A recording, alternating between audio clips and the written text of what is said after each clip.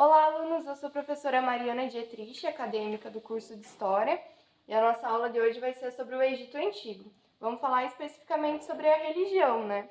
Então, a religião para os egípcios ela tinha um papel extremamente importante, existindo grande influência em sua organização social, política e econômica, né? Então, sendo fascinante seu estudo e a gente conhecer sobre a religião. O primeiro conceito que eu quero tratar com vocês é sobre politeístas. O que é isso? Então, politeístas é a crença em vários deuses. Então, os egípcios, eles não acreditavam em um só deus, mas sim em vários deuses, né? Que nós vamos conhecer um pouquinho sobre eles agora. E as formas que esses deuses apresentavam, eram representados, né? Então, a primeira forma é do antropomorfismo, né? Que o antropo é humano e o morfismo é a forma. Então, era atribuição de características humanas a um deus ou deuses, né? Que é o caso dos egípcios, que são vários deuses, né? Que adquiriam essa forma humana, né? Então, como eles era essa representação humana do deus, né? Um exemplo é o Osíris, que é o deus dos mortos e da vida após a morte. Então, Osíris ele era representado com essa característica humana. Então, ele é descendente direto do deus Ra, que é o deus do sol ou pai dos deuses. Então, ele sofreu algumas alterações durante o tempo, né? Sendo o primeiro o deus da fertilidade e, no entanto, assumiu a posição do deus dos mortos e da vida após a morte. Então, Osíris é aquele que julga os que morriam, né? Então, um mito famoso de Osíris é que ele foi assassinado por Sete, que é o deus egípcio do caos e da guerra, e foi ressuscitado por sua esposa Ísis. Então, por isso, ele é representado muitas vezes por partes do corpo mumificado, né? Ou seja, com faixas enroladas. A outra forma é o zoomorfismo. Então, o zoo de animal e morfismo de forma, né? Então, eles assumiam formas inteiramente de animais.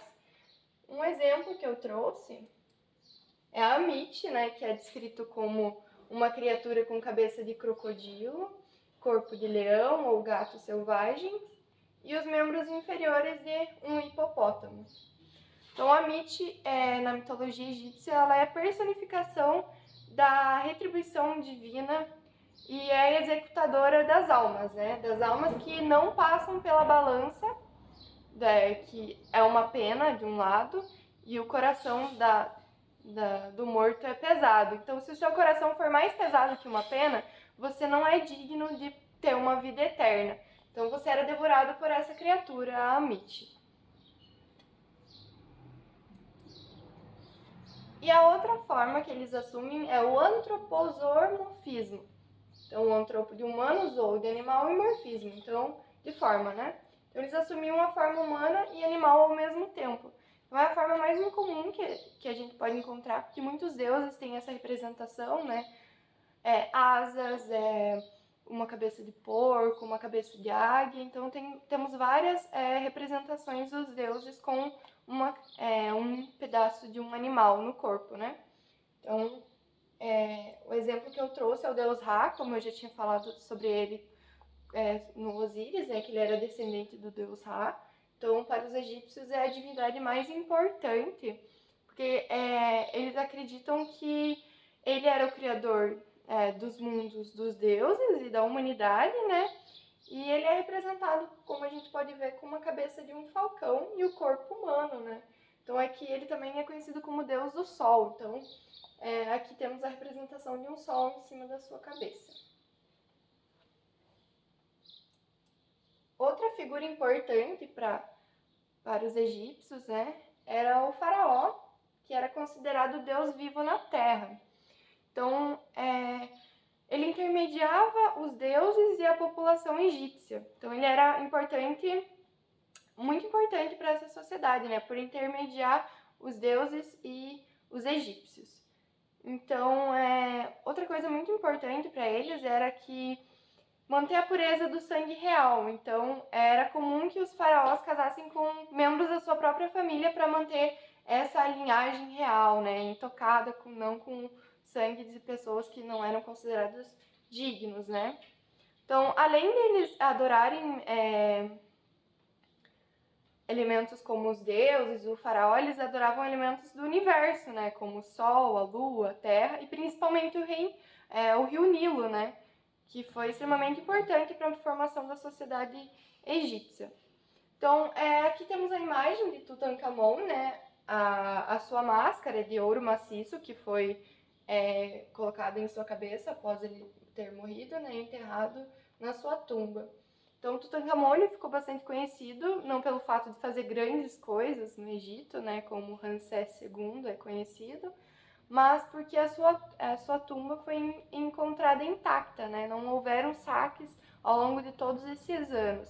Então, Tutankhamon reinou na 18ª dinastia, né? Acredito que se tiveram 30 dinastias ao longo dos anos, né? E ele reinou apenas 9 anos, então foi de 1336 a 1327 a.C.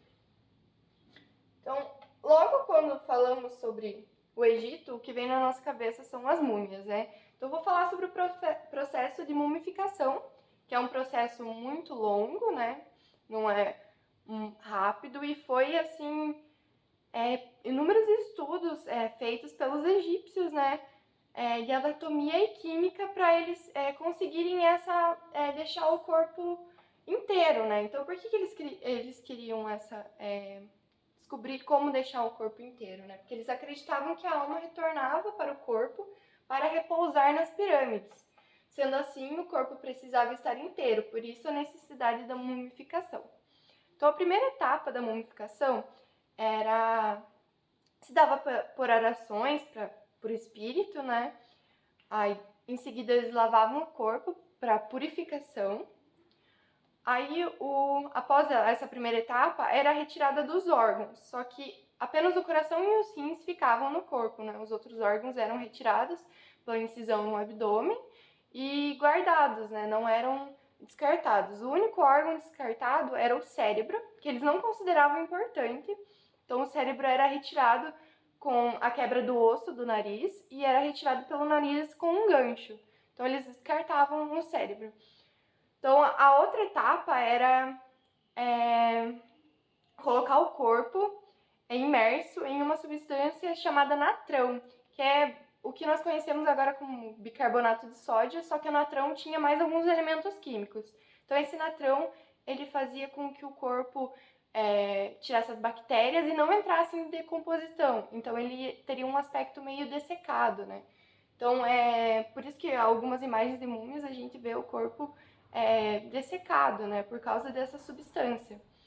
Então, após 70 dias ele ficava nessa substância, imerso nessa substância. Aí, após tirar essa substância, era novamente lavado o corpo e era preenchido com serragem ou ervas, né? E a última etapa era envolver o corpo nas faixas, né? Como a gente consegue ver aqui na representação, envolver o corpo nessas faixas e ser embebecidos com resina. Então, o processo de mumificação era muito caro, né? Apenas membros assim da nobreza, né, que tinham dinheiro para pagar esse processo de mumificação. Então, não é toda a sociedade egípcia que fazia a mumificação, né? Então, aqui eu trouxe a imagem do Vale dos Reis, onde vários faraós foram enterrados, né? Então, aqui a gente consegue ver várias entradas para cada tumba de um faraó. Então, a nossa aula é isso. Muito obrigada!